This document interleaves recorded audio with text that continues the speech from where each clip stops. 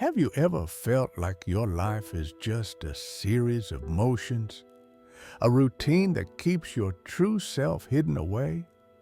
Did it ever happen to you that the very things you thought kept you safe were the ones keeping you trapped? What would you do if a single piece of paper threatened to unravel everything? I'm Sarah. I guess people see me and think I've got it all together, a decent job, a cozy little apartment, familiar faces to nod at. But what they don't see is the mask I wear, the mask that hides a haunting sadness simmering just beneath the surface. As I sit in a small cafe watching rain trickle down the window, it feels like a metaphor for my life. My fingertips trace lazy circles on an empty coffee cup, and I can't help but think of the moment it all started to fall apart. It was supposed to be a simple evening, just the comforting noise of raindrops and the warmth of the cafe. But then there was the letter, a ghost from my past. I've avoided it for years, much like the way I brush off the painful memories of my younger brother's laughter and how it all ended so abruptly. The letter was from Jack, the one who disappeared after my brother's accident. The accident I feel I caused. The words in that letter open wounds I've tried desperately to ignore. It's not just a letter, it's a reminder of betrayal, loss, and a life left in shambles. The life I've tried to mend with smiles and nods, the ones that don't quite reach my eyes. Now, I'm forced to look at it all, raw and real, as the facade I've built trembles. I invite you to walk with me through this, as I confront the ghosts I hoped were long buried. The rain poured relentlessly, blurring the lines between the world outside and the chaos inside me. Sitting in my dimly lit apartment, the echo of my brother's laughter seeped from the walls. It clawed through the barriers I'd so carefully erected, reverberating with a brutality that almost felt physical. The letter, Jack's reckless scrawl, lay crumpled on the floor, a catalyst for memories I'd buried deep, now resurrected with merciless sharpness. That day, in that damn car, was a perpetual storm. My brother's face, flushed with anger then fear, a kaleidoscope of emotions frozen in time.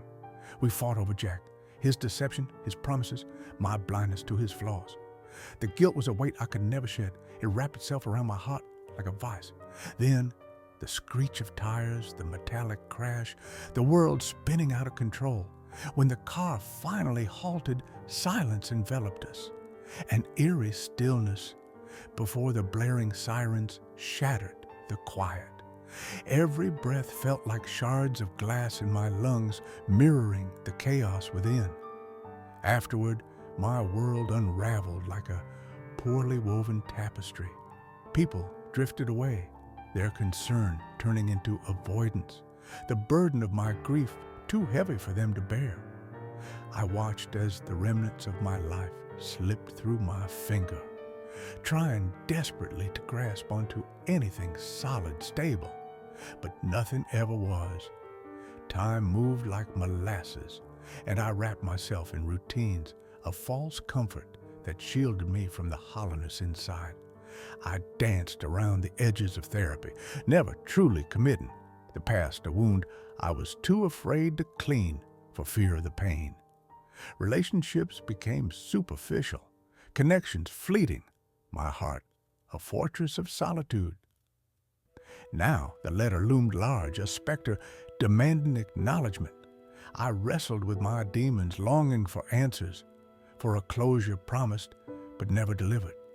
My hands shook as I sat at the keyboard, the cursor blinking in impatient expectation. Here I was, on the precipice of confronting a devastation long ignored, unsure if baring my soul to Jack would mend or further break me. But as I hesitated, I felt an unfamiliar resolve stir, a flicker of hope kindling in the ashes of despair.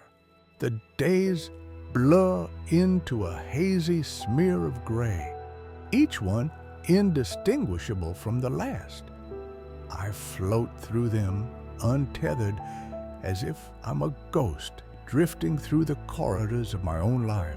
The letter, with its cruel scribbles from the past, is an anchor pulling me under, and no amount of surface smiles can mask the fact that I'm drowning. Every step I take seems weighted with memories, each footfall echoing with my brother's laughter, his teasing words, a rhythm that once comforted now binds me in regret. I see him not as he was, vibrant and full of life, but as he lay, silent and still, my failure echoing in the spaces he once filled. In our argument, I hear the finality of goodbye, and the guilt festers, burrowing deeper with each passing day.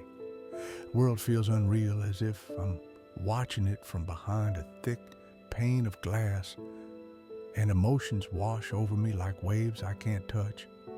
I am there, yet not there, lost in the noise of my own mind, trapped in a past that refuses to let go. It's in these moments I find myself recoiling from others, pulling inward, guarding the raw wound I carry, as if exposing it will only multiply the pain.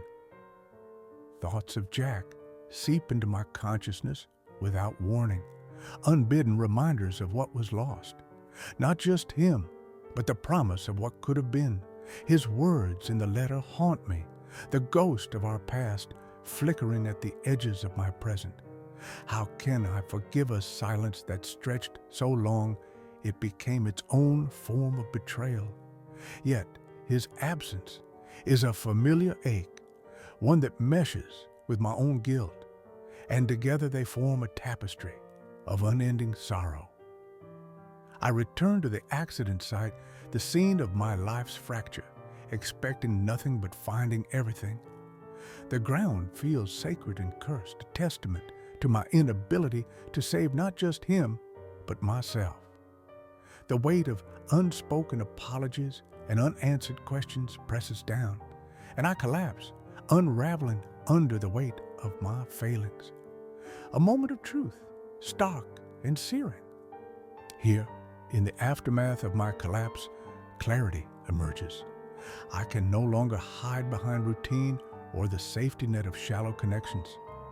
I see that running only deepens the void, and I must face the ruins if I ever hope to rebuild. I turn to the keyboard, my fingers trembling, and I draft a letter to Jack. My words are raw, a confession of my own darkness and the light I seek. In this act, perhaps, lies the beginning of release, a whisper that healing might just be within reach. The world crumbled beneath me as I stood on that forsaken patch of asphalt, the site of my brother's final breath, a place where time ceased to have meaning, where the universe's cruel machinations played out in silent testimony to my deepest fears. My knees buckled under the weight of emotions too long evaded, and I sank to the cold, unforgiving ground, my tears mingling with the autumn rain. This was where the fault lines of my life converged, where the echoes of an argument, sharp and unyielding, still reverberated in the recesses of my consciousness. The guilt I'd carried like an anchor, disguised beneath layers of composure, unraveled, exposing a fragile heart not yet reconciled with the past. In those moments of stark vulnerability, the raw wound of loss laid bare, I realized how desperately I yearned for absolution from my brother's memory, from the ghosts of my decisions. My internal monologue unraveled the what-ifs like a relentless tide. What if I hadn't argued? What if I'd held on to more than my pride? Jack's absence lingered like an unfinished sentence, a void of certainty in a life rewritten by grief. Every choice I'd made seemed tainted by that one harrowing night, an endless cycle of self-castigation. Yet, amidst the chaos, a whisper of clarity emerged, a fragile understanding that running from pain only chains us to its shadow. The urge to reach out to my therapist swelled, an acknowledgement that solitude could no longer be my refuge. With trembling resolve, I penned the letter to Jack, each word a fragile bridge over an abyss of betrayal and longing. It was a cathartic release, surrendering to the possibility of confronting the pain instead of letting it define me.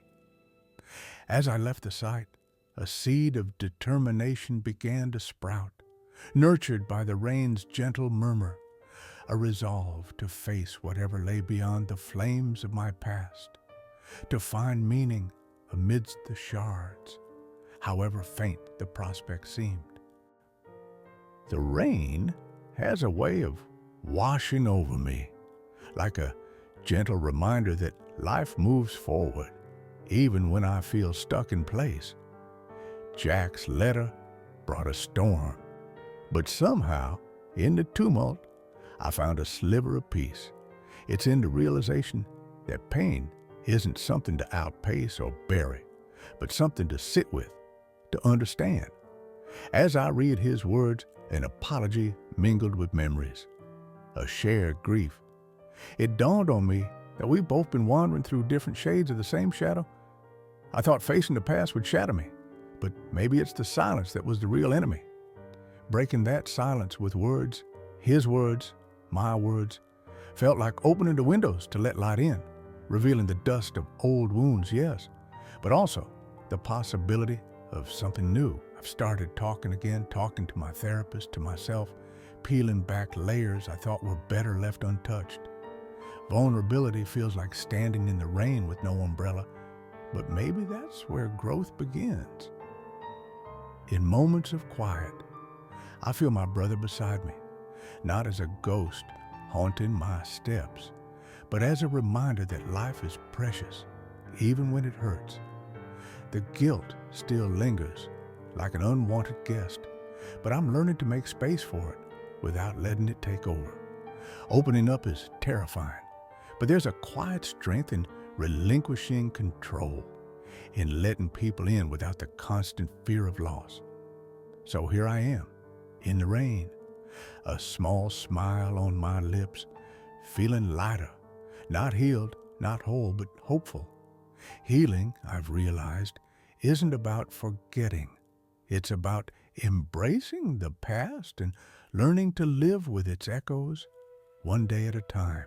Her steps felt lighter, as if the earth beneath her had shifted, her internal world slightly less fractured.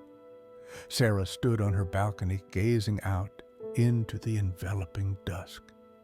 The rain drizzled softly, a reflective mirror of her now quieter mind.